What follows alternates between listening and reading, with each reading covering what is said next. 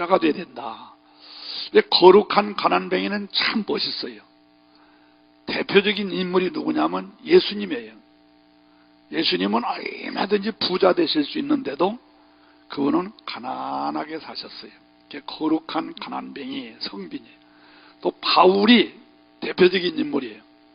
바울은 로마의 시민권을 가졌고 또 유대인 중에 유대인이고 가말리엘에서 학문을 배웠고 그는 율법의 학자고 참 명함만 가지고도 어디를 가서든지 아주 풍성하게 살 수 있는 사람인데 주님의 복음을 위해서 천막 짓는 일을 하면서 가난하게 살았어요. 그런 사람을 가르쳐서 일컬어서 성빈 이렇게 말해요. 또 해외 나가보면 선교사님들이 있어요.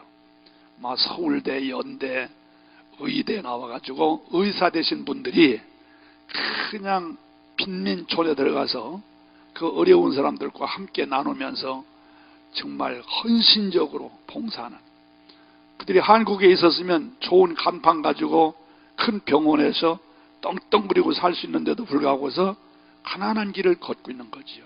그래서 그게 바로 성빈이에요. 또 농어촌교회에서 목회하는 목사님들도 성빈이에요.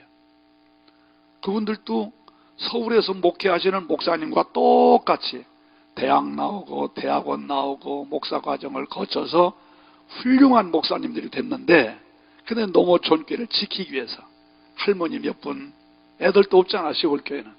그런 분들과 함께 교회를 지켜나가면서 여간 고생하시는 그런 분들을 보면은 참 아름다워요. 그게 바로 성빈이다 이거. 그러니까 여러분들도 나도 주님을 위해서, 복음을 위해서, 하나님의 사역을 위해서 가난한 길을 걷겠습니다 하면 멋있는 거예요.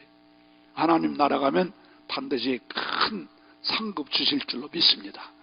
그러나 그렇지 않을 바이면 부자 되라 이거예요. 부자 되라 이거예요. 아멘. 한번 다시 따라서 해보실래요? 성빈이 되지 않을 바이면 부자 되겠습니다. 할렐루야.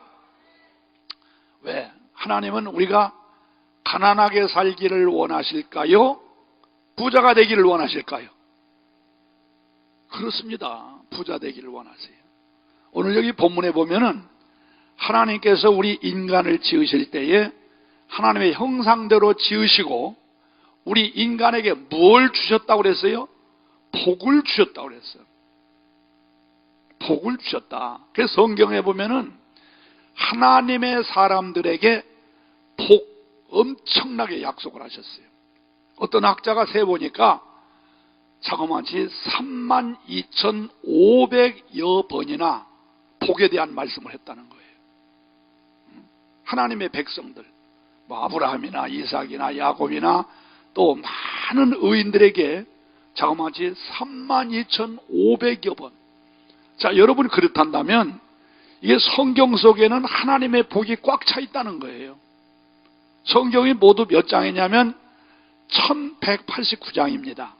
구약이 929장, 신약이 260장, 이렇게 해서 전체가 1189장인데 그 안에 32,500여 번이나 복에 대한 말씀을 했단다면 매 장마다, 성경 매 장마다 얼음 약 27번 이상 축복에 대한 말씀을 했다는 얘기입니다.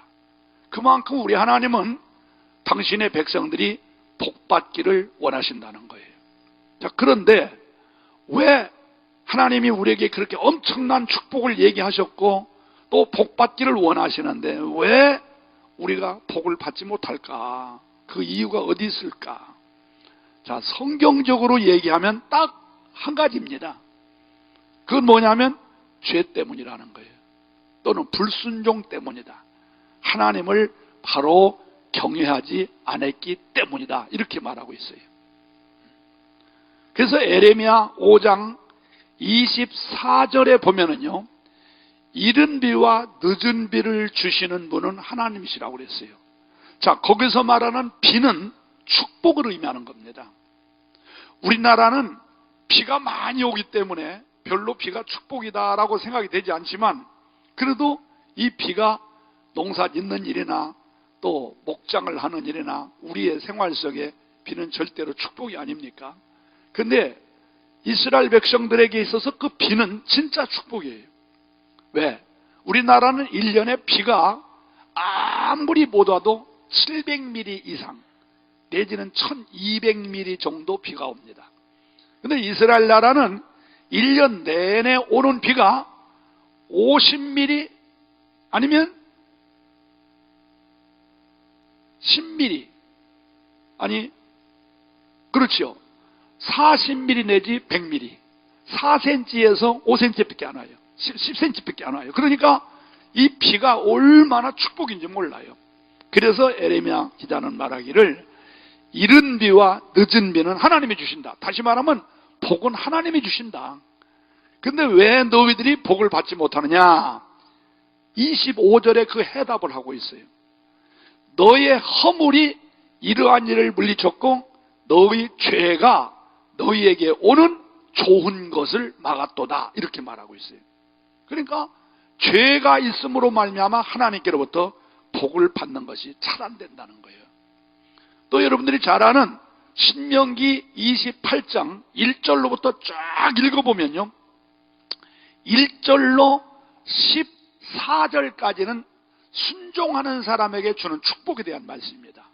그리고 15절로부터 끝절까지 읽어보면 불순종하는 사람에게 주어지는 저주라고 말할 수가 있어요. 하므로 하나님은 분명히 우리에게 축복을 주시기를 원하시고 또 축복을 약속하셨는데도 불구하고서 우리들이 그 축복을 받지 못하는 이유는 한마디로 말하면 죄 때문이다, 아니면 불순종 때문이다, 아니면 하나님을 경외하지 않기 때문이다, 이렇게 말할 수가 있어요. 해서 저와 여러분들은 부디 부자 되시기를 주의 이름으로 축원합니다. 자, 오늘 우리 가운데는 부자가 되지 못하는 이유가 몇 가지가 있어요. 어떤 사람은 조상으로부터 우리는 가난이 대물림했다, 막 그런 사람 많습니다. 만약에 그것이 큰 문제란다면 저 같은 경우는 지금도 가난하게 살아야 돼요. 왜? 우리 아버지는 지독하게 가난하셨습니다. 근데 우리 때 와서 제가 예수 믿고 우리 가정이 온 가족이 예수 믿고 엄청난 축복을 받았어요. 그렇기 때문에 절대로 가난이 대물림 되지 않습니다. 여러분들이 잘 믿으면 조상 때는 가난했어도 여러분 때는 가난이 부함으로 바꿔지는 역사가 나타날 줄로 믿습니다. 또 어떤 경우는 나는 한때 괜찮게 살았다, 근데 사업에 실패했다, 아니면 부도를 맞았다, 아니면 보증을 잘못 써가지고 내가 이렇게 어려움을 당했다 등등 여러 가지 이유가 있을 것입니다. 그러나 그거 다 틀린 말은 아니지만 우리는 성경적으로 돌아갔을 때에 우리가 하나님의 뜻대로 바로 살지 못했으므로 나는 가난하게 산다 라고 생각하시고, 오늘 말씀 잘 들으시고 여러분들 가정에 가난이 물러나시기를 축원합니다. 여러분들의 가정에 정말 부자가 되시기를 주님의 이름으로 축원합니다. 할렐루야. 그러면 먼저 우리가 부자가 되려면 어떻게 되는가? 뭐니 해도 하나님을 내 재산의 1호로 삼아야 됩니다. 믿으시면 아멘 하세요. 누구를? 하나님을 내 재산의 1호로 삼아야 돼요. 여러분, 자산은 세 가지가 있습니다. 첫째는 유형의 자산이에요. 유형의 자산. 지금 보이는 자산, 뭐 논이 있고 밭이 있고 빌딩이 있고 아파트가 있고 저금 통장이 있고, 이거 다 유형의 자산이에요. 또 하나는 무형의 자산이 있어요. 그건 뭐냐면 지혜 또는 기술 또는 재능, 뭐 재주, 뭐 이게 다 무형의 자산이에요. 이 무형의 자산, 지혜가 있고 재능이 있고 기술이 있으면 언젠가는 이 유형의 자산을 만들 수가 있어요. 지금 당장에 없다 할지라도. 그래서 왜 우리들이 자녀들에게 열심히 공부 가르치고 왜 열심히 기술 가르칩니까? 내가 먹을 것도 없고 입을 거 없는데도 불구하고서 그 자녀들에게 그걸 가르쳐 주는 것은 무형의 자산을 만들어 주는 거예요. 그래서 그것이 나중에 커서 이 아이들이 유형의 자산을 만들 수가 있거든요. 그거 잘하는 거예요. 그런데 우리가 잊지 말을 게 있어요. 유형의 자산도 좋고 무형의 자산도 좋지만 그보다 더 귀한 자산이 뭐냐? 영적 자산이라는 거예요. 영적 자산. 그럼 영적 자산이 뭐냐? 하나님을 잘 배시는 것이 영적 자산입니다. 아멘 하세요. 더 크게 아멘 하세요. 하나님을 잘 섬겨야 돼요. 왜?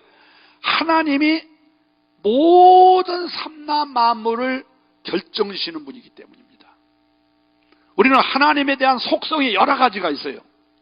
그러나 몇 가지만 소개한다면 창세기 1장 1절에 보면 하나님은 창조자라고 해요. 창조자. 창조가 뭐예요? 무에서 유를 만드는 거예요. 없는 걸 있게 하는 거예요. 하나님은 그런 하나님이에요. 또 창세기 17장 1절에 보면 하나님은 전능자라고 해요. 전능자. 전능자가 무슨 뜻입니까? 불가능을 가능케 한다 이거예요. 안 되는 걸 되게 하는 것이 전능자다 그런 얘기입니다. 또 출애굽기 15장 26절에 보면 하나님은 치료자라고 그랬어요. 치료자. 어떤 병이든 병뿐만 아니라 어떤 사건이든지 간에 치료하시는 분이 하나님이라는 거예요. 출애굽기 15장에서 말하는 그 치료자의 내용이 바로 그겁니다. 모세가 이스라엘 민족을 거느리고 애굽에서 떠나서 오는 길에 홍해가 가로막혀 있어요. 홍해를 건넜습니다. 하루길, 이틀길, 3일길을 가는데 물이 한 모금 없어요. 그래서 백성들이 모세를 향하여 막 원망하고 막 소리치고 욕하고 난리가 났어요. 근데 천만다행하게도 3일 후에 도착한 그 자리가 어디냐면 마라라는 동네, 마라. 근데 거기에 가보니까 큰 웅덩이에 물이 있는 거예요. 그래서 백성들이 막 허겁지겁 쫓아가서 그 물을 마셨는데 그 물이 썩어가지고 냄새나서 써서 먹을 수가 없어요. 그때에 백성들이 또 모세를 향하여 원망하고 욕합니다. 그때에 모세가 하나님 앞에 간절히 부르짖어 기도했더니 하나님께서 한 나뭇가지를 가리키면서 그 나뭇가지를 잘라서 쓴 물에 던져라 했더니 그 쓴 물이 순식간에 단물로 바꿔졌다는 거예요. 그리고 나서 그 다음에 하나님이 하시는 말씀이 여호와는 치료자다 이렇게 말씀하는 거예요. 그러니까 우리 하나님은 우리 병만 치료하시는 게 아니에요. 여러분들의 환경을 치료하세요. 여러분들의 환경이 쓰디쓴 사건, 가정이 쓰디쓰고 사업이 쓰디쓰고 자녀가 쓰디쓰고 여러분들의 모든 생활 속에 쓰디쓴 그 사건을 고쳐주는, 그 쓴 것을 단 것으로 바꿔주는 치료자가 하나님이시라는 거예요. 그런 하나님을 우리는 자산으로 삼아야 돼요. 또 하나님은 어떤 분이냐? 지혜의 근본이라고 그랬어요. 잠언 1장 7절이나 9장 10절에 보면 여호와를 경외하는 것이 지혜의 근본이요 또는 지식의 근본이라고 그랬어요. 여러분, 우리가 왜 못 살을까? 여러 가지 이유가 있지만 한마디로 말하면 지혜가 모자라. 지혜가 없어서 못 삽니다. 지금도 우리 주변에 지혜가 없어서 그렇지 지혜만 있으면 돈 벌 기회가 얼마든지 있습니다. 맞아요. 틀려요. 있어요. 제가 고등학교 다닐 때에 우리 생물 선생님이 노종래 선생님인데 그분이 그래요. 야, 너희들 돈 벌기 쉽다. 어떻게 해요? 지혜만 있으면 돼. 내가 보기에는 맨 돈이다 그냥. 보이는 게 다 돈인데 저걸 내 것으로 만들지 못하는 이유는 지혜가 없어서 그런 거야. 그분이 천주교인인데 그래서 너희들 하나님 앞에 지혜를 달라고 기도해라. 근데 그때는 그게 무슨 소리인지 이해가 안 됐어요. 저 말이 무슨 소린가? 고등학생 때니까. 근데 세상을 살아가면서 보니까 아하! 그게 아주 명언이었어. 명언. 지혜만 있으면 되는 거예요. 근데 우리가 모르는 거지요. 그런데 성경은 말하기를 지혜의 근본이 하나님이시라고 그랬어요. 여러분, 지식하고 지혜하고 틀립니다. 지식은 인위적인 거예요. 인위적인 거. 내가 공부하고 내가 연구하고 내가 경험하고 해서 얻어들이는 것이 지식입니다. 근데 지혜는 신의적인 것이 하나님이 주시는 거예요. 그렇기 때문에 솔로몬이가 하나님 앞에 기도할 때 나 지식을 주세요 라고 말하지 않았어요. 뭘 달라고 했어요? 지혜를 달라고 그랬어요. 그랬더니 지혜만 주었는데 하나님께서 부와 귀와 그리고 장수까지 다 줬다고 그랬어요. 그런데 그런 유명한 그 지혜, 그 기가 막힌 보화 같은 지혜의 주인이 하나님이시다 이거예요. 아멘 하시기 바라요. 믿습니까? 또 부귀 장수도 하나님에게 있다는 거예요. 잠언 3장 16절에 있는 말씀을 보면, 아니 잠언 1장 16절인가? 거기 보면요, 오른손에 하나님이 말씀하시기를 오른손에 장수가 있고 왼손에 부귀가 있다고 그랬어요. 그래 하나님이 다 가지고 있어요. 또 사무엘상 2장 6절 7절 8절에 보면 살리기도 하시고 죽이기도 하시고 올리기도 하시고 내리기도 하시고 부하게도 하시고 가난하게 하시는 분이 하나님이라고 그랬어요. 믿으시면 아멘 하세요.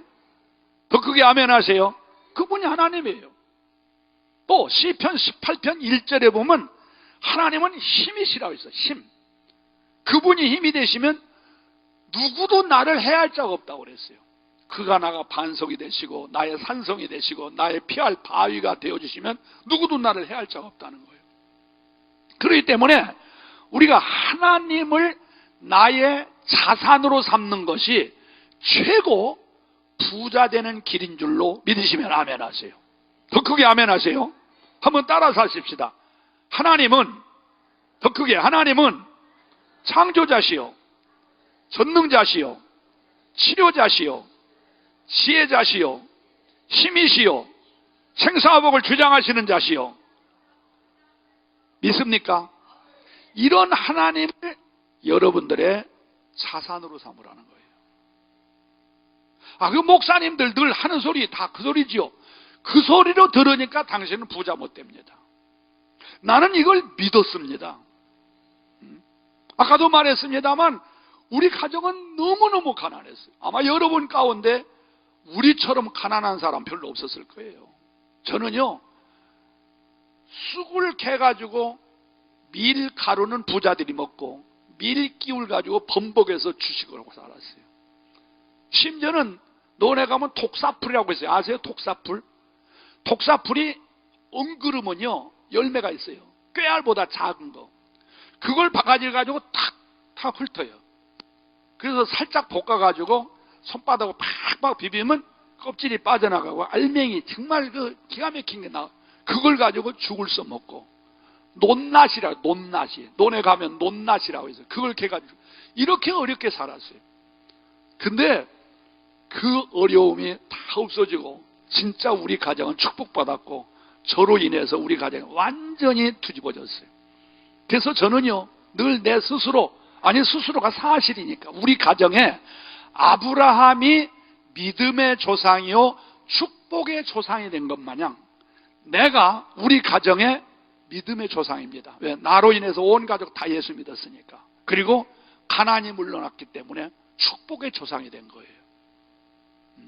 여러분 이 사실을 그냥 남의 간증으로 듣지 마시고 여러분의 것으로 만드셔서 진짜 우리 가정에 가난이 물러나가려면 뭐니 해도 돈이 재고가 아니라 뭐니 해도 하나님을 나의 자산으로 삼으라는 거예요. 아멘이십니까? 그래야 하나님이 축복하십니다. 하나님의 축복의 원이세요. 여러분 세상적인 방법으로 돈을 모으는 거 모을 수 있습니다. 그런데 오래가지 못해요. 하나님이 주시는 복을 받아야 돼요. 난 그래서 성경에 보면요 복받은 사람이 많이 있는데 그 중에서 대표적인 인물을 하나 말한다면 역대상 4장 10절에 나오는 야베스를 굉장히 좋아합니다.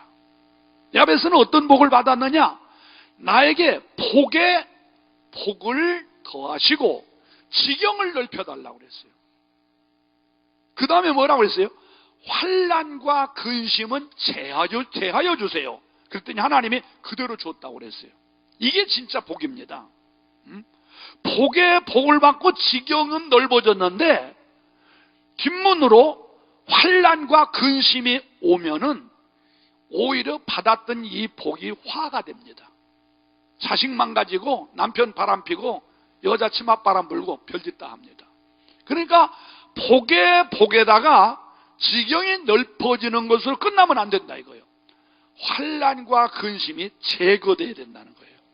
이게 진짜 복인 겁니다. 이게 진짜 알짜 복입니다. 근데 이런 복을 누가 주느냐? 하나님이 주신다는 거예요. 그래서 잠언 10장 22절에 보니까 하나님은 부하게 하시고, 분명히 부하게 하시고 근심은 더하여 주지 않는다고 그랬어요. 그냥 부하게만 하시고 근심은 더 주지 않는다. 주지 않는다는 거예요. 또 잠언 8장 18절에 있는 말씀을 보면 부귀가 4개 있고 장구한 재물도 그러하도다 그랬어요. 부귀가 한순간으로 끝나는 것이 아니라 그 부귀 장구한 재물이 오래가도록 하나님이 지켜주신다는 거예요. 믿습니까? 또 잠언 22장 4절에 보면 여호와를 경외하는 사람에게는 3가지 복이 있는데 첫째는 재물의 복을 준다고 그랬어요. 재물. 두 번째로는 영광의 복을 준다고 그랬어요. 세 번째로는 생명의 복을 준다고 그랬어요. 이건 뭐냐? 재물은 재물이고 영광은 명예입니다. 생명은 뭐냐? 건강입니다. 그러니까 성경은 모두 다 하나님을 자산으로 삼고 살 때에 하나님 복 주신다는 거예요. 믿어지면 아멘 하세요. 더 크게 아멘 하세요. 그렇기 때문에 여러분들은 하나님을 나의 영적 자산으로 삼으셔야 됩니다. 자, 다시 복습할까요? 재산은 3가지가 있다고 했어요. 하나는 유형의 자산, 또 하나는 무형의 자산, 또 하나는 영적 자산. 근데 오늘 많은 사람들, 아니 우리 크리스찬들도 단순히 유형의 자산만 축복으로 알고 있어요. 이거 축복이지요. 그러나 이것이 없으면 이게 축복이 아니라니까. 그러나 이게 있으면 이게 축복이 된과 동시에 이 축복이 유지된다는 거예요. 계속 유지된다는 거예요. 그러나 이쪽 것이 없으면 이게 축복인 줄 알았지만 오히려 큰 화를 당한다는 거예요. 저는 목회하면서 이런 걸 많이 봅니다. 어떤 장로님은요, 나는 평생 먹고 살아도 최소한도 20억 정도의 재산이 남습니다. 그런 장로님이 있어요. 우리 교회 장로님 가운데. 그리고 어느 정도지 대강 짐작이 가지요? 자녀들 다 공부시키고 뭐 이렇게 해도 평생 먹고 살아도 마지막 20억 정도는 남을 겁니다. 근데 내가 보니까 그 정도 돼. 보니까 뭐 여러 가지 뭐 재산도 있고 막 금은방도 있고 뭐 굉장해요. 근데 여러분 미안하지만 망하려니까 한순간에 망하더라고요. 그런 분이 지금은요, 내가 동네를 얘기하면 금방 또 혹시 누가 아는 사람 있을까 겁나긴 하는데 지금 저 북쪽에서, 경기도 북쪽에서 전세도 아니고 사글세 월세 살고 있어요. 부디 여러분들의 마음속에 진짜 자산이 요것이 아니라 영적 자산, 요걸 잘 가지시기를 축원합니다. 할렐루야. 더 크게 아멘 하세요. 우리 자녀들에게도 이 자산을 넘겨줘야 됩니다. 오늘 대다수의 부모들이 이 자녀들에게 유형의 자산만 주려고 그래요. 아파트 한 채 줘야 되겠다. 또 무엇도 좀 넘겨줘야 되겠다. 물론 여유 있으면 주세요. 그런데 그거 그렇게 중요하지 않습니다. 저는 부모에게 진짜 땡전 하나 받은 거 없습니다. 그래도 엄청난 축복을 받고 살아요. 여러분 자녀들에게 유형의 자산 할 수 있으면 안 주는 게 좋습니다. 스스로 벌어서 개척해 나가게 해야지. 그거 줘봤자 내가 목회를 하면서 보니까요, 부모들에게 많은 재산을 받은 사람들이, 그 자녀들이 부모의 은혜를 고맙게 생각하는 확률이 거의 없습니다. 거의 없어요.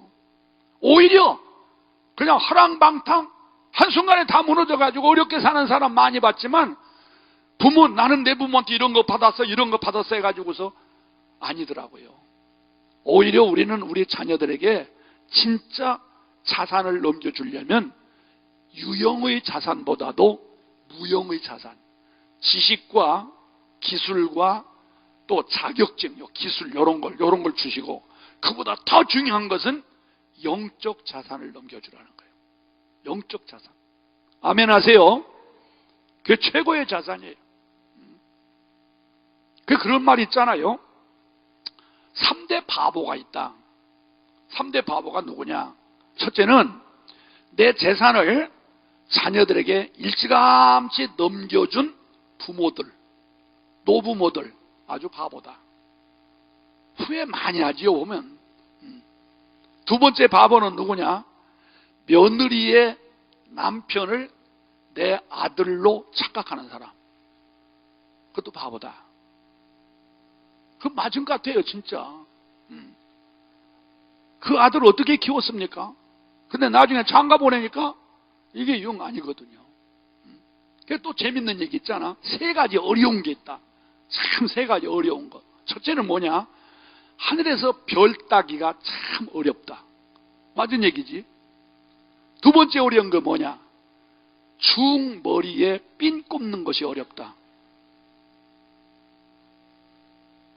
잘 못 알아듣는 것 같아. 중머리에 핀 꼽는 게 어렵다. 어렵지, 어떻게 꼽아? 알대가리인데. 세 번째 어려운 게 뭐냐? 며느리의 남편을 내 편으로 만드는 게 어렵다. 그 착각이에요. 착각이에요. 그저 키울 때 키웠을 뿐이지, 그냥 뭐 기대하지 마세요. 세 번째 바보는 뭐냐면, 자식이 잘 되면 늙음하게 팔자 좋을 것이다. 착각이에요. 착각이에요. 잘 된다고 해서, 물론 잘하는 자식들도 있어요. 우리 자녀들 같이 잘하는 자식도 있습니다. 우리 자녀는 참 잘해요. 근데 잘하는 이유가 뭐냐? 나는 이 아이들에게 재산 물려준 거 하나도 없습니다. 근데 믿음을 물려줬어요. 어렸을 때부터 가정 예배를 드리고 매일 성경 한 절씩 외우게 만들고 기도 훈련시키고, 그랬더니 이 아이들이 잘 돼가지고요, 아주 참 잘 됐습니다. 지금 미국에서 목회하는 아들도 있고 한국에 사업하는 아들도 있고 아주 잘 돼가지고 참 나한테 잘합니다. 그런데 이게 아니면은요, 아니에요. 아닙니다. 자녀가 잘 되면 늙음하게 팔자 좋다고? 천만의 말씀. 내가 우리 교회 참 부끄러운 얘기지만 한 과부 권사님이 계십니다. 이분이 일찍이 남편을 여의고 아들 둘에 딸 하나를 키웠어요. 근데 이분이 직업이 뭐냐면 병원에서 간호사도 아니고 간의 보조원. 간호사는 간호대학 나와야 간호사 되는 거 아니에요? 근데 그걸 못 나왔기 때문에 보조원. 그래서 뒤치덕거려는 보조원. 이러면서 이 3남매를 얼마나 잘 키웠는지, 큰아들 서울대학 나왔어요. 둘째 아들 연대 나왔어요. 셋째가 딸인데 이대 나왔어요. 진짜 엘리트 자식을 키웠어요. 이게 얼마나 잘 됐습니까? 정말 부러움의 대상이 아닙니까? 그런데 결론부터 얘기할게요. 그분이 우리 교회 구제의 대상입니다. 왜 그럴까요? 큰아들 며느리가 아주 싸가지 없는 년이에요. 보니까 시어머니 안 돌봅니다. 둘째 아들 형님이 하는데 내가 왜 해? 둘째 아들이 지금 공항에 아주 대단한 사람입니다. 막내가 딸인데 미국 이민 가버렸어요. 별로 안 돌봐줘요. 그러니까 자식들은 잘 키웠는데 구제 대상이라니까. 가끔 쌀도 갖다 주고 반찬도 해서 만들어주고. 여러분, 이게 남 얘기 같고 이 얘기가 당신 교회 권사 얘기인 줄 압니까? 이거 우리 주변에 흔히 볼 수 있는 일들입니다. 그렇기 때문에 우리는 우리의 자녀들에게 유형의 자산보다는 무형의 자산을 만들어 주라고요. 그러나 이것도 영적 자산의 기초 위에 있는 사람이어야지, 이게 없으면 지가 기술이 있고 재주가 있고 공부만 해서 학박사가 되면 무엇느냐 이거예요.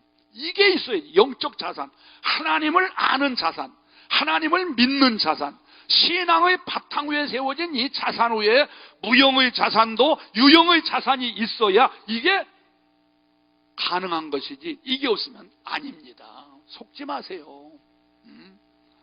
저는 나이도 꽤 먹었지만 목회를 한 교회에서 46년을 목회했습니다. 한 교회에서만. 제가 저 서대문 교회 가면은 증자성결교라고, 아마 거의 막 요즘 아파트가 막 한 2만 세대, 3만 세대, 어마어마한데 아주 멋있는 4차선 옆에 증가성결교라고 어마어마한 교회가 있습니다. 거기에 내가 정말 흑족들 때부터 시작해가지고 이렇게 해서 교회를 어마하게 키워서 참 수백억 들여서 교회를 건축하고 정년이 돼가지고서 포기하고 나왔는데 참 굉장한 교회가 있습니다. 내가 그 교회에서 46년 동안 목회했어요. 내가 이렇게 보니까요, 이렇게 오랫동안 목회하다 보니까 3대, 어떤 이건 4대, 많게는 5대까지 지켜볼 수 있어요. 할아버지, 할머니, 아들, 또 무슨 손주 또 쭉 내려가지고 3대, 4대, 5대까지 내가 지켜보는 경우가 있었어요. 이게 보니까요, 정말 하나님은 거짓말 하시는 하나님이 아니더라고. 그래도 하나님을 자산으로 믿고 하나님을 잘 믿는 신앙의 그 후손들이 대체적으로 잘 돼요. 대체적으로. 100%는 아니에요, 물론. 대체적으로. 우리 교회 의사도 있고, 판검사도 있고, 변호사도 있고, 대기업이나 중소기업 회장도 있고, 등등등 있는데, 교수도 있고, 그런데, 이 보니까 그 위에 할머니 때, 아니면 부모님 때, 물장수하고, 마대끈 풀어서 묶어서 장사하고, 그냥 스폰지 장사, 그 고생했는데도 불구하고서, 그냥 오직 하나님, 하나님을 자산으로 삼고 믿음으로 살면서, 그러면서 그 자녀들을 그 믿음 안에서 훈련시킨 그 자녀들이 대체적으로 잘 살더라고요. 나는 이게 내가 증인입니다. 이런 얘기를 본교회 가서는 쉽게 못합니다. 왜? 또 시험 드는 놈들이 있으니까. 여러분, 부자 되시기를 원하시면 아멘 하세요. 하나님을 자산으로 삼으세요. 아멘이십니까? 그렇기 때문에 우리들이 받아야 될 축복 중에 최고의 축복은 아파트 당첨되고 사업이 잘 되고 아니면 뭔가 좀 투자했는데 정말 한번 땅 쳤으면 좋겠다, 이것도 중요하지만 하나님이 나와 함께하는 축복을 원하셔야 돼요. 아멘. 그것이 여러분들에게 축복의 절대적인 조건이 되고 절대적인 결과가 되고 절대적인 간증거리가 될 줄로 믿으시기 바랍니다. 하나님을 자산으로 삼아라. 따라서 해보세요. 하나님이, 더 크게, 하나님이 나와 함께만 하시면 만사가 형통하다. 믿어지면 아멘 하세요. 하나님이 여러분과 함께만 하시면 만사가 오케이요. 하나님 중심으로 살아야 돼요. 두 번째로, 그러면 하나님만 잘 믿으면 하나님이 먹여주고 입혀주고 그러십니까? 그건 아니죠. 두 번째 비결이 뭐냐? 잠언 6장 6절에 보면 이런 말씀이 있어요. 개미에게서 지혜를 배워라, 이런 말씀이 있어요. 개미에게서 지혜를 배워라. 그러면 개미는 어떤 특징을 가지고 있나요?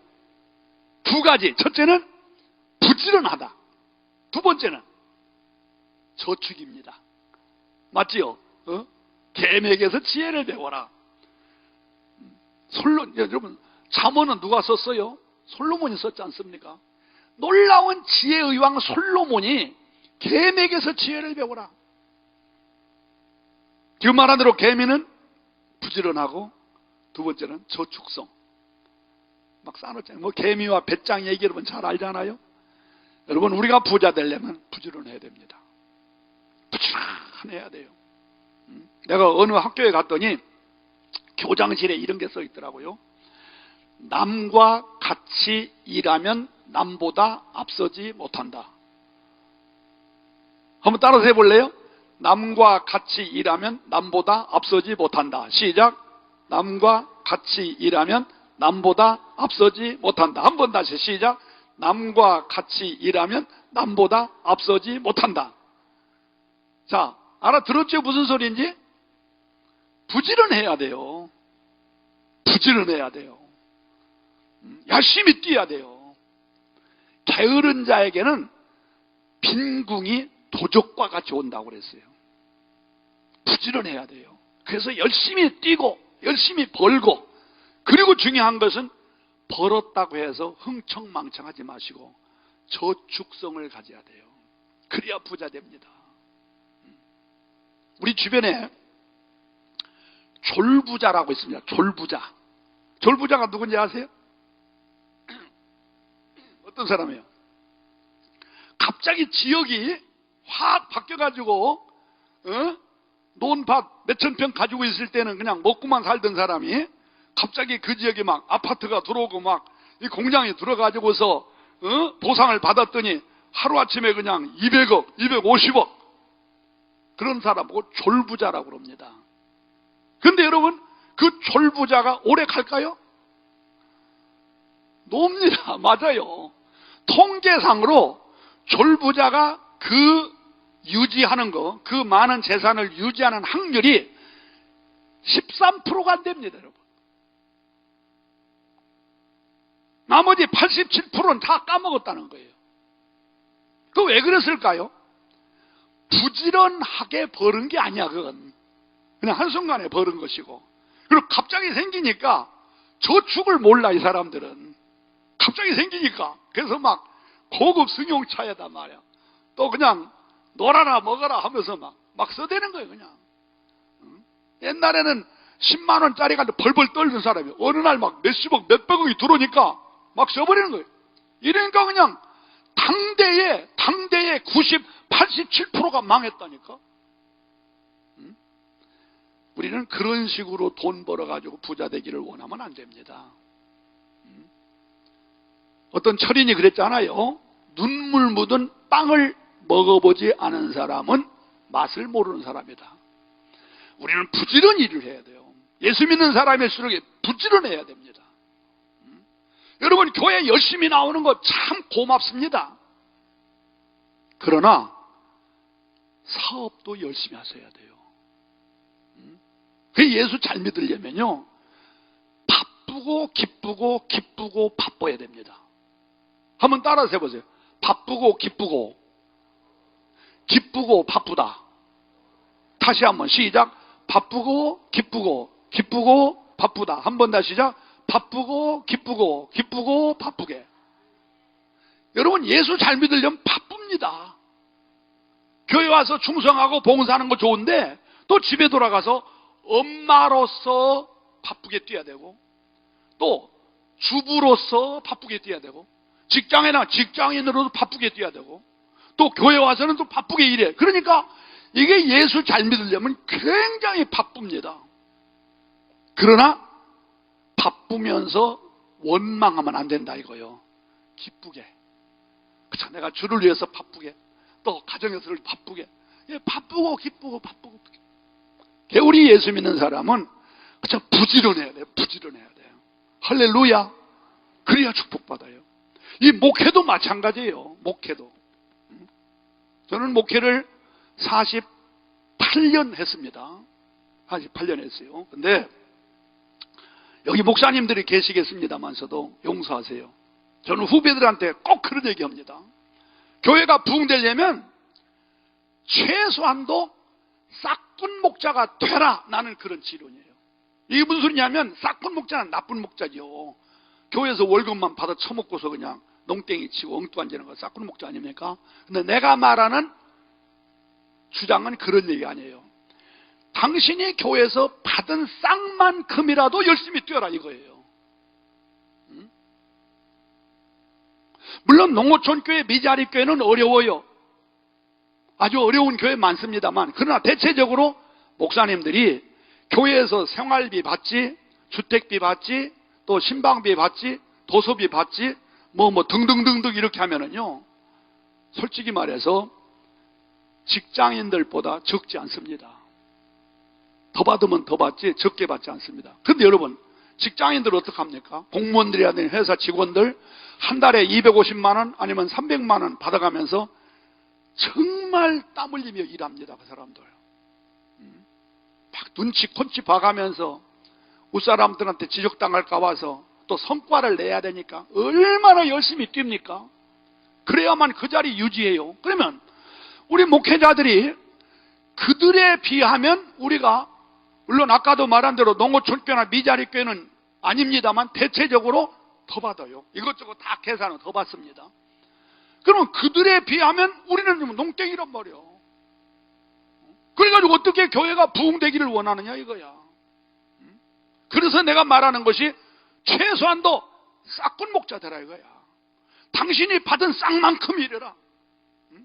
공무원들이 이 정도 받아가지고 이 정도 뛰는데 너는 교회에서 이 정도 받으면서 너 몇 시간이나 기도하고 몇 시간 동안 성경 공부하고 네가 몇 시간 동안 신방하고 네가 얼마 동안 교회 부흥을 위해서 뛰느냐. 나는 그걸 묻고 싶다. 바로 그 얘기예요. 전 그렇게 살아봤어요. 48년 동안 목회하면서 정말 뛰어봤어요. 제 기억에는 월요일날 쉬어본 적이 없어요. 쉬어도 교회 가서 쉬었어요. 이 48년 동안 일하면서 안식년 한 번도 가본 적이 없어요. 부흥회를 나간 이외에 교회를 비워온 적이 없어요. 열심히 뛰었어요. 열심히 일했어요. 그랬더니 교회가 부흥되는데 놀랍게 부흥됩니다. 놀랍게. 여러분, 제가 사는 데가 서대문구 북가자동입니다. 거기 가보면 증가성결교회라고 해요. 그 주변에 장로교, 감리교, 침례교, 순복음교회 많습니다. 거기서 우리 증가교회가 최고 많이 모입니다. 최고. 신자도 많고 예산도 많고 그 주변에서는 내가 성결교 목사인데 성결교, 증가성결을 따라올 교회가 없어요. 열심히 뛰었어요. 열심히. 요즘 목사님들은 그냥 월요일날은 노는 날이야. 그리고 월요일날 낚시길도 가고 등산도 가고. 나는 그건 나쁘다고 생각하지 않습니다. 또 어떤 때는 골프도 저나 비판하는 건 아닙니다. 그러나 열심히 하라고. 부지런히 열심히 뛰라. 역사는 달라져요. 사업하시는 분들도 열심히 뛰세요. 우리 아들도 사업해요. 우리 아들도. 둘째 아들이 사업을 하는데 이제 물류 이동 겸해서 무역 사업을 하는데 열심히 뛰어요. 내가 늘 주장하는 것이 세 가지를 주장해요. 첫째, 주일 성수 목숨 걸고 해라. 둘째, 11조 절대 떼먹지 말아라. 세 번째, 매 새벽마다 나와서 기도했으면 좋겠는데 그건 내가 원하지 않겠다. 그러나 매월 첫날 월상 예배는 빠지지 말아라. 월상 예배 빠지지 마라. 알았습니다. 잘합니다. 주일 성수 철저히 하고 어떤 때는 외국에 나갔다가서도 주일이 되면 들어와요. 예배드리고 11조 철저히 바치고 잘하고 있어요. 연매출이 지금 현재 보니까 내가 들어보니까 지난주도 물어서 요즘 어때? 그랬더니 그냥 잘 되고 있어요. 연매출이 얼마나 돼? 그랬더니 약 130억 정도의 매출을 올리면서 한다고 그래요. 수입은 얼마나 있는지 모르겠습니다만 어떻든 11조 잘 바치고 충성해. 선교비도 많이 보내고 부지런해야 돼. 부지런해야 돼. 부디 여러분 잘 들으세요. 첫째는 자산을 가지되 유형의 자산을 생각하지 마시고 먼저 무형의 자산, 그보다 더 중요한 영적 자산을 가져라. 그럼 부자 될 줄로 믿습니다. 두 번째로는 부지런하고 저축성을 가져라. 개미에게서 지혜를 배우라. 부지런하고 저축성을 가져라. 세 번째로 우리가 부자 되려면 기도해야 됩니다. 기도해야 돼요. 아까도 말씀드린 대로 복의 근원이 하나님이시니까 하나님께 구하셔야 됩니다. 아멘. 구하셔야 됩니다. 내가 오전에도 말씀드렸지요. 하나님은 우리가 있어야 될 거 다 아십니다. 그런데 구하지 않으면 안 주십니다. 반드시 기도하셔야 돼요. 우리가 어떤 계획을 세워도 그분이 결제를 하시지 않으면 놓습니다. 아멘이십니까? 그렇기 때문에 잠언 16장 1절, 3절, 9절을 보세요. 사람이 마음으로 어떤 일을 경영하고 계획한다 할지라도 그 일을 이루시는 분은 하나님이시라고 그랬어요. 하나님이 도와주셔야 돼요. 또 시편 127편 1절 이하를 쫙 읽어보면 너희가 아침에 일찍 일어나 밤늦게까지 이마에 땀을 흘리며 수고를 한다 할지라도 하나님이 편한 잠을 주시지 아니하시면 너희 수고는 헛되다고 그랬고 너의 손이 하는 것이 다 헛되다고 그랬어요. 하나님이 결제하셔야 돼요. 하나님이 도와주셔야 돼요. 옛날 어른들도 그랬잖아요. 부자는 어디서 난다? 하늘에서 난다고 그랬어요. 그러면 하늘은 누구를 도와줍니까? 지성이면 감천이라. 정성 있는 사람에게 하늘도 감동을 받고 준다는 거지요. 하물며 예수 믿는 우리들이 복의 근원이 하나님이라는 사실을 알고 있으면서도 그 하나님 앞에 기도하지 않고서야 어떻게 하나님의 축복을 기대할 수가 있겠느냐 이거지요. 아이고 목사님, 예수 안 믿는 사람들 잘만 됩니다. 예, 맞습니다. 예수 안 믿는 사람 잘 되는 사람 많습니다. 그런데 여러분 이걸 아셔야 돼요. 두 가지를 아셔야 돼요. 예수 안 믿는 사람은 잘 됐으나 후는 좋지 않습니다. 아세요? 후는 좋지 않아요. 역사가 이걸 말하고 있어요. 역사가. 한 역사를 보겠어요. 이스라엘 민족과 그 인방 나라들을 한번 보세요. 예수 안 믿는 바벨론 어마어마했습니다. 메데파사, 또 로마, 또 무슨 예수님 이스라엘 역사를 보면 어마어마한 나라들, 헬라 어마어마한 나라들입니까? 그 사람들 하나님 안 믿었어요. 하나님 안 믿었어도 바벨론의 문화, 로마의 문화, 헬라의 문화, 무슨 메데파사의 문화 어마어마합니다. 그런데 역사가 어떻게 됐습니까? 그 나라 지금 다 망해버렸어요. 응? 바벨론이 어디가 있고 헬라가 어디가 있고 로마가 어디가 있어요. 다 망해버렸지.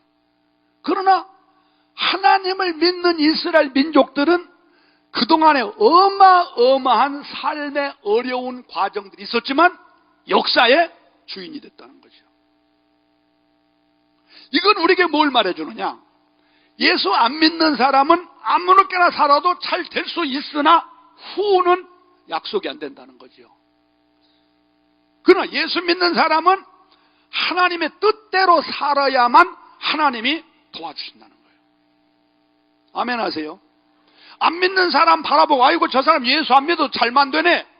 그걸 봤다는 큰일입니다. 왜? 그들은 그렇게 사는 방법이고 그것이 그들에게 영광일지 몰라도 우리는 하나님이 나와 여러분을 선택하셨기 때문에 하나님의 방법으로 살아야 복받습니다. 만약에 하나님의 방법이 아닌 다른 방법으로 살아서 됐다? 절대로 하나님 묵인하시지 않습니다.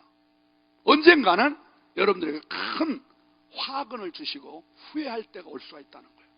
그러나 하나님과 나와의 관계만 잘 유지하면서 믿음을 지켜나가면 때때로 힘들고 어려웠을지라도 최후의 결과적으로는 잘 되는 역사로 이끌어 주신다는 겁니다.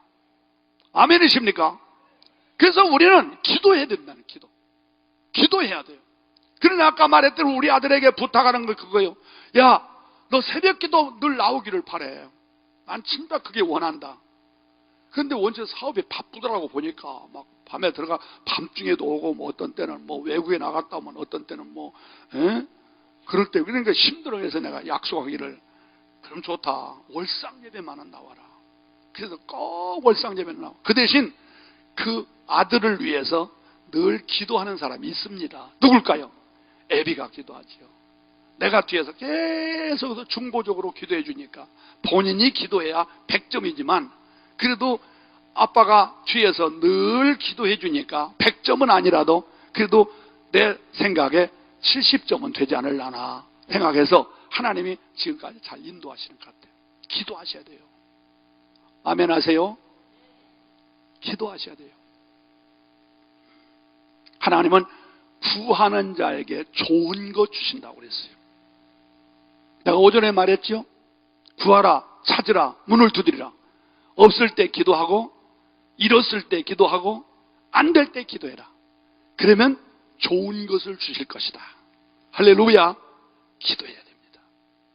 자, 그 다음 우리가 재물의 축복을 받으려면 빼놓을 수 없는 것이 있어요. 그게 뭘까요? 11조 생활해야 됩니다. 동의하시면 아멘. 더 크게 아멘. 11조 생활해야 됩니다. 여러분, 기도만 많이 한다고 해서 재물의 복 주느냐? 아닙니다. 요 신앙생활도 길이 있어요. 길. 소위 통수가 있어요. 통수. 기도 많이 하면 영적인 복이 와요. 성경을 많이 읽으면 지혜의 복이 와요. 또 봉사를 많이 하면 건강의 복이 와요. 주의 종을 잘 대접하면 자녀의 복을 받아요. 찬송을 많이 부르면 기쁨과 평안의 복이 와요. 그런데 물질의 복을 받으려면 뭘 할까요? 11조 바쳐야 돼요. 이게 통수입니다. 이게 길입니다. 길. 그렇기 때문에 11조는 축복의 종자 씨앗입니다. 아멘 하세요? 11조는 뭐다? 축복의 종자 씨앗이에요. 기도의 씨를 심어야 영역을 얻고, 말씀의 씨를 심어야 지혜를 얻고, 찬송의 씨를 심어야 기쁨이 복이 있고, 주의 종을 잘 섬기는 씨를 심어야 자녀가 잘 되듯이 내가 11조의 씨를 심어야 재물의 복을 받는다 이거예요. 물질의 복을 받는다는 거예요. 11조 떼먹지 마세요. 역사에 11조 바치고 축복받은 사람을 얘기하란다면 한 주일 내내 얘기해도 못할 겁니다. 이런 사례는 너무너무 많으니까. 여러분 이걸 아셔야 돼요. 11조는 단순히 축복받는다 이것만 생각하시면 안 됩니다. 말라기 3장 7절로부터 12절까지 쫙 읽어보면요 중요한 내용을 여러분 아셔야 돼요. 말라기 선지자가 백성들에게 이럽니다. 여호와께로 돌아오라, 여호와께로 돌아오라 이렇게 외칩니다.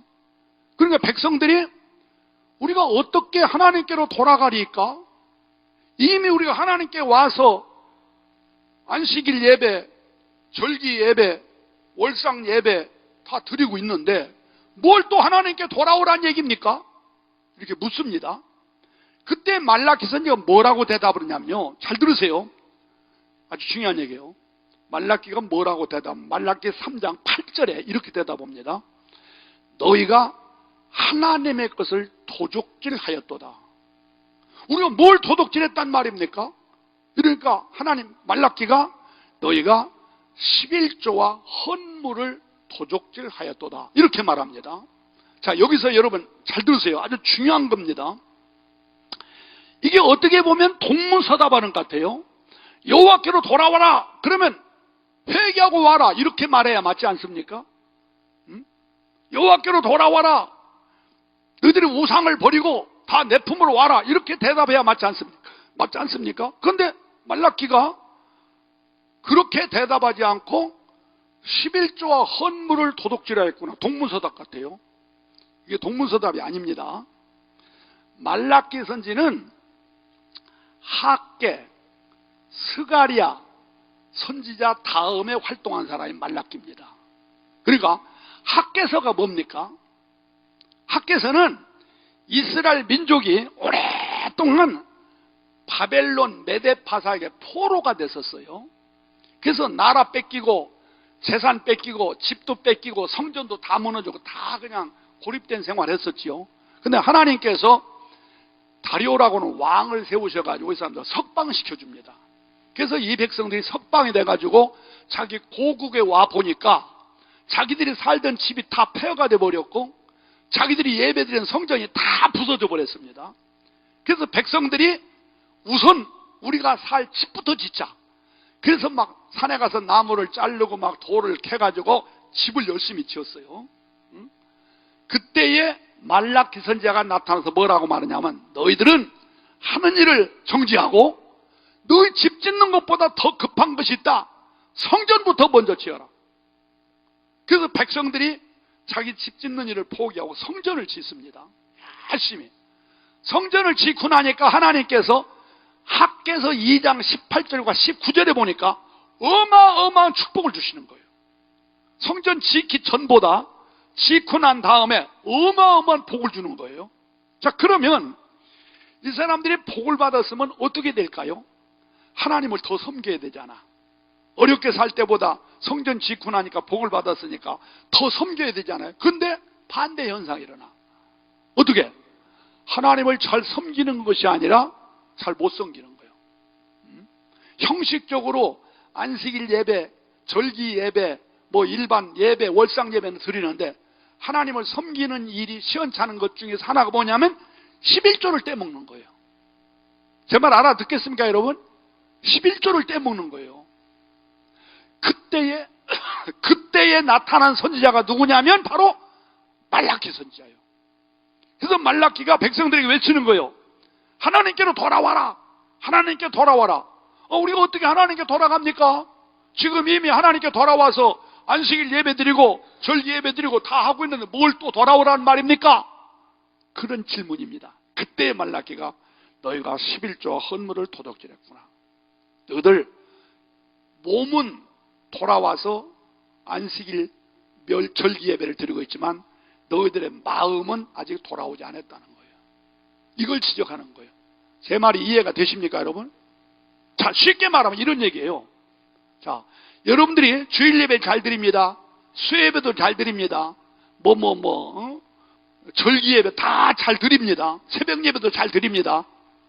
그러나 11조를 바치지 않는 것은 몸뚱이는 주님 앞에 왔다 할지라도 여러분들의 마음은 아직 하나님께 돌아오지 않았다는 얘기입니다.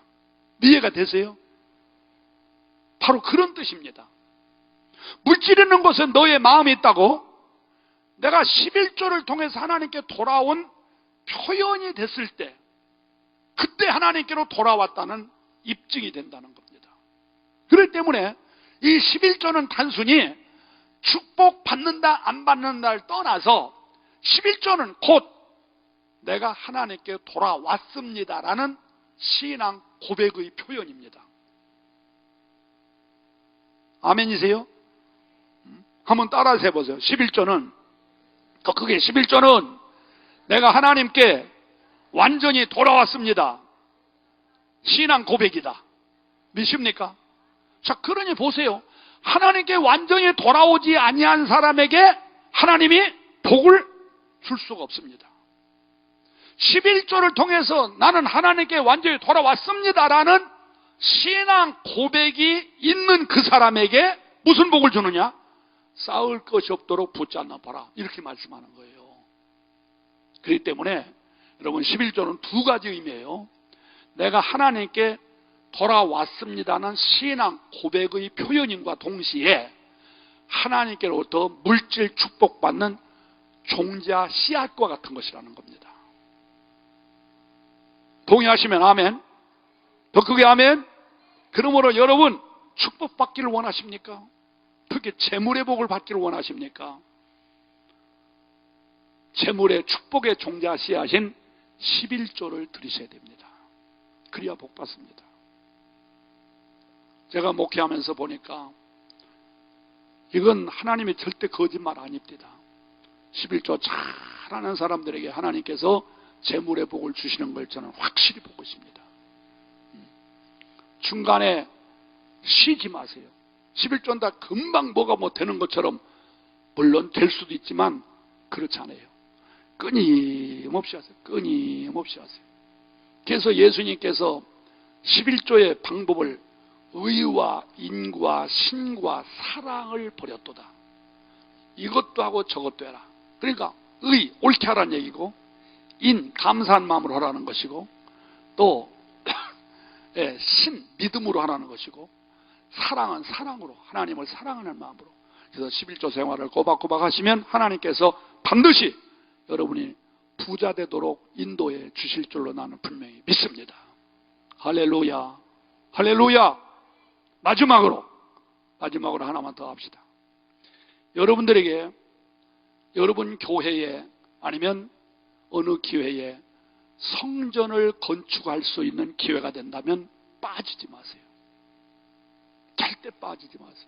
제가 오전에 말했지요. 저는 성전 건축을 5번 해봤어요. 근데 묘한 신자들이 있어요. 성전 건축하려고 하면 신자들이 빠져나가요. 그리고 다 지어놓으면 또 들어와요. 이런 사람들은 내가 하나님이라도 그것들 보관 줍니다. 보관 줘요. 오전에도 말씀드렸습니다만 성전은 주님의 몸입니다. 주님의 머리입니다. 주님의 집입니다. 그렇기 때문에 주의 성전을 위하여 내 몸 바쳐 봉사하고 물질 들여 충성하는 사람에게 반드시 복을 주십니다. 학개서 2장 18절 19절 말씀 그대로입니다. 지키 전과 지은 다음의 비교를 내가 해봐라. 네가 해봐라 한번. 달라요. 저는요 성전 건축이 우리 신자들에게 부담을 주고 짐을 져주는 건 내가 알아요. 그러나 또 한 가지 아는 것은 성전 건축을 하면 신자들이 복받더라는 거예요. 그러니까 또 하고 또 하는 거예요. 빚을 지면서 또 하고 또 하는 거예요. 그런데 하나님께서 묘하게 복을 주세요. 묘하게. 제가 청주에서 목회할 때 이런 일이 있었습니다. 박화분 권사님이 계신데 이분이 일찍이 남편이 행방불명이 돼버렸어요. 그런데 아들 하나를 데리고 참 생과부로 사는데 그 위에 시아버님이 계시고 시아버님의 형님이신 또 그분이 또 사세요. 그러니까 두 영감님하고 아들하고 이렇게 사는 거예요. 얼마나 기가 막힌지 말. 진짜 토담집에서 살더라고요. 근데 거기서 내가 성전을 건축했어요. 그랬더니 이분이 말해요. 자기 남편과 같이 생각했던 쌍가락지, 금가락지, 쌍가락지가 있는데 이걸 보면서 행방, 아주 죽었으면 잊어버리겠는데 죽어는 산지 몰라. 그러니까 행방불명이 됐으니까 이걸 자기 남편으로 삼고 늘 바라보면서 생각하고 아들을 바라보면서 또 이렇게 쌍가락지를 바라보면서 그렇게 믿음, 하나의 믿음이라고 해야 될는지 그런 게 있었어요. 근데 성전 건축을 해야 되겠는데 돈이 없잖아. 어렵게 살고. 그래서 신자들에게 성전 건축 얘기하면은 신자들이 어려운데 무슨 성전 건축이래요. 근데 이분이 그 아까운 쌍가락지를 하나님께 바치더라고요. 그것이 도화선이 돼가지고 신자들이 너도나도 해서 성전 건축을 잘 했는데 하나님께서 그 가정을 축복하시는데 말이에요. 참 축복 많이 받았습니다. 기록했다고 물어보세요, 여러분. 저 청주시 미평동 미평성결교의 이명식 장로가 어떤 사람인가? 기가 막히게 가난했던 사람이에요. 그런 사람이 그 어머님의 그 헌금을 통해서 그 가정에 축복의 도화선이 열리기 시작하더니 얼마나 축복을 많이 받았는지. 그 사람은 미안하지만 청주 공고 토목과 출신이에요. 대학도 안 나왔어요. 얼마나 일을 많이 하는 하여간 라이온스 그룹 회장에다가 대단합니다. 대단해요. 어머니한테 배워가지고 그 다음에 성전 또 그 교회를 건축하는데 막 자기 땅을 바치고 그 자기 집 지려고 또 그 교회 옆에 교회가 좀 멀으니까 가까운 데 와서 이제 살려고 교회 옆에다가 넓은 한 300여 평 땅을 샀는데 교회가 필요하다니까 바쳐버린다고. 이러니까 하나님께서 그 가정을 축복하시더라고요. 어마어마한 재물의 복을 줘요. 그에게 아들 둘이 딸 하나인데 이 두 아들과 딸이 또 잘 됐습니다. 딸이 의사 사위를 봐가지고 얼마나 좀 잘 됐는지. 여러분 절대로 헛되지 않습니다. 재물의 복 받기를 원하시면 아멘 하세요. 더 크게 아멘 하세요. 자, 비결을 배웠습니다. 첫째, 무슨 자산을 가지자? 하나님을 나의 자산으로 삼자. 두 번째, 개미에게서 지혜를 배워라. 부지런히 뛰고 저축해라. 셋째, 기도해라. 할렐루야. 기도해라. 넷째, 11조 생활을 잘해라. 5번째, 성전 건축을 위하여 기회를 놓치지 말아라. 그런 기회가 있으면 반드시 동참해라. 하나님이 축복하신다. 할렐루야. 오늘 말씀 여러분 마음속에 기억하시면서 그대로 사시다가 우리 모두 부자 되시기를 축원합니다. 우리 옆에 있는 분들하고 인사합시다. 부자 됩시다. 더 크게 부자 됩시다. 할렐루야. 기도합시다. 다 같이 기도합시다. 다 같이 한 음성으로 주여 나도 부자